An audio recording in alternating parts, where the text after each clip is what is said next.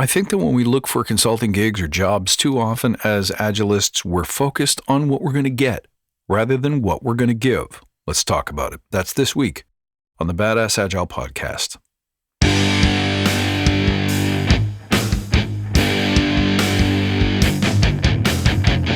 Greetings, team.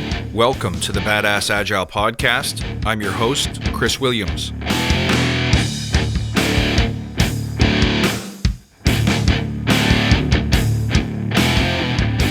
All right, welcome back, guys. Thank you so much for tuning in. It's wonderful to see you. I'm privileged to have you folks as members, as friends, as listeners, as followers. And as always, I thank you for your ongoing support. This week, I want to talk about what happens when we as agilists, we seek out jobs with big organizations and we pretend or we imagine that we're going to innovate and advance the craft. But when you go to those big organizations, we end up asking questions like, what's the salary? What's the comp? What's the vacation? What are the opportunities? And then once we get hired, we ask questions like, what do you want me to do? What are the expectations? I think those are the wrong questions. And that's where I want to explore today. But first, let's take a moment to remember why we're here. To create an elite tribe of leaders who truly serve their clients and communities by doing what matters and what works, relentlessly chasing value and excellence like a badass. There's so many resources out there about what we need to do to be agile, but we focus on who we need to become in order to lead teams. So let's hammer down those fundamentals to create a truly unique and powerful force in this industry. As always, if this helps you guys, please tell your friends. You can seek us out on Facebook in the Badass Agile Listener Lounge. You can also find us on the LinkedIn page for Badass Agile. And hey, come on back into our YouTube channel. We're exploring new and exciting topics on live stream every week with Lawrence Bonema. And of course, why not check out the podcast on the app with the social angle, which is Shuffle. Okay, if you would like to go into these big organizations where Agile at scale can be extremely difficult, if you want to blow the roof off, I think you need to ask different questions. It's all too common to focus on what we're going to get, and it's all too common to focus on what we're permitted to do. I think as agilists, we need to be leaders, we need to be innovators, we need to be bold and adventurous and courageous. So I think a much better question is, what can I innovate, build, or change? That's how you're going to create real value for your clients and companies, no matter how small or large they may be. Now, here's the disadvantage. We don't like this kind of thinking, and here's why. Think about this for a minute. We're so scared that we're not going to get the job. We're so scared that we're going to get it and then lose it, or we're so scared that we won't or can't be successful with this attitude that we won't even try.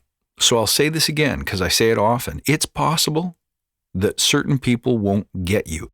That has to be okay. What you really want to focus on are the places and the people that do. Doesn't that make sense? Why chase people that you have to convince and force or beg to like you, to accept you, and to want the value that you offer? So be prepared here. The courage to ask harder questions, better questions, also requires the courage to be rejected, the courage to not fit at every place that you go. When I was younger, I used to think that the mark of my excellence was that I never flubbed an interview. I got an offer for every single job that I applied for and interviewed for. Well, once that record is broken, you have to start thinking differently. Because if all you're focused on is getting the job, then you're going to be obsessed with, what do I have to say? What do I have to do? Who do I have to be to please a prospective customer or company? And that is bad news every time. So this fundamental shift requires that we stop thinking about you. Take the focus off of you and put it on your prospective customer or client. Stop worrying about what you're going to get and instead focus on what you will build. What culture, what feeling, what specialness are you going to help your client build?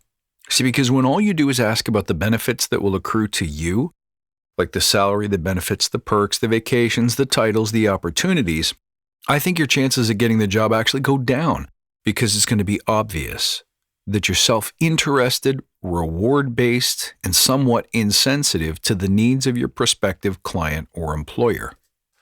I think the very best organizations, the one that you probably want to work for, is going to be wise to that. And they're going to have people in place somewhere in the interview process that's attuned to the vibe that you give off.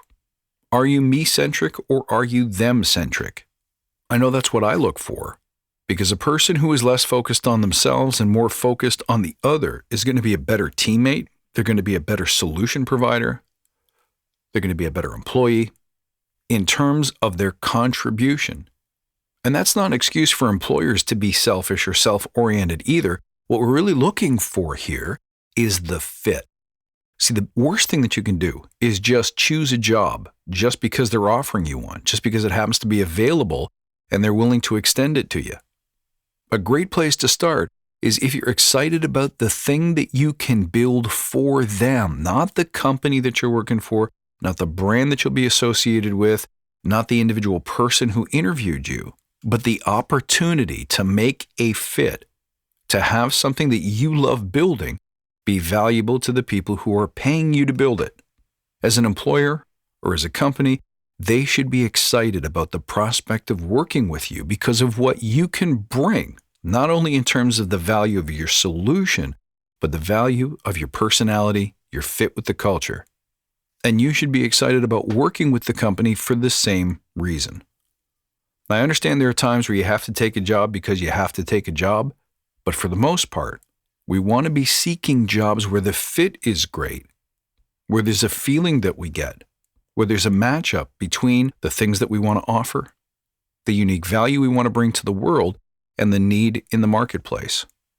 I've said this a million times. If you love what you do, if you're offering the value that only you can offer in a way that you love to offer it, it's not going to feel like work. That passion is going to drive you to create better solutions, to put your best energy towards working with your team, solving problems, and delighting your customer. See, I think if you do this, even the most challenging big box, big bank agile jobs can be fun and offer plenty of challenge, self-development, and fulfillment. And really, that's what it's all about. One thing that might help you is to start to forward load your job search a little bit, meaning you should always be on the lookout for great opportunities on the rise. Even if you're happily employed somewhere, or if you're in the middle of a year-long contract, somewhere around the 6-month mark, you should start knocking on doors and building relationships with the people who could be your future or prospective companies or clients in the future. Get engaged with the HR department. Get engaged with people who are already working there on teams. Get engaged with the product people. Follow them on social media, comment, talk, join the conversation. This is really the best way to design your own career. The old way is to be reactive. Need a job, look for a job. Posting comes up, reply to the posting. You're waiting for things to happen before you move. What I want to see out of you badass agilists is to be the champion, to be the captain of your own career and your own development. You got to own it. And once you start owning it, I think you'll realize that people are less interested in what you want, the salary you're looking for, the benefits that you insist on, the preferences that you have, and they want to see more of a partnership, a relationship in which there's benefit on both sides. Yes, have your standards. Yeah, have your number. Yeah, have your list of demands if you want them. But those shouldn't be the questions that you're asking in the interview. Take an interest in what they're working on. Try to anticipate what problems this company might be trying to solve at this current moment in their history, based on the market trends that you see, based on the shifts in culture or commerce. Whatever you got an eye for, make a call and get in there and sell it. I think that's super powerful. And once again, how do you practice that? Maybe the easiest way is to just get in contact with a lot of people and not looking to actually get hired at the moment, simply offer your services. What could I build for you in a couple of hours or in 30 minutes that might be of value to you? Could I make you a PowerPoint, one slide with 4 of my best tips as a coach that I think will help your organization going forward? What are the 3 practices your team should let go of because it's old school Agile and it's not serving us anymore? What are 3 things I think you could use Agile for in your organization that I'm willing to bet you're not using it for today?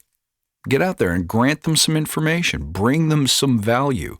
Make it something low lift so it's not something you spend an entire week on if you don't need to. Bring your native expertise, the things you're already talking about in the marketplace, but the prospective employers and clients can't hear you because you're not talking in the right direction. Now trust me, HR departments know that this is the future of hiring, that they're building relationships in an agile way long before there's an ask or a need or a job posting. So I think this is really in line with what the market is experiencing. I think it's the way forward and a really great way for you as a practitioner to stand out and snag the gigs that light you up, that let you shine, that bring you more success and build a stellar career. My friends, I hope this helped you. Reach out and let me know how this works for you. You can find me on Twitter at badass_agile, on Instagram at badassagile, and of course on the web at worldwideweb.badassagile.com. I look forward to seeing you next time, and until then, stay badass.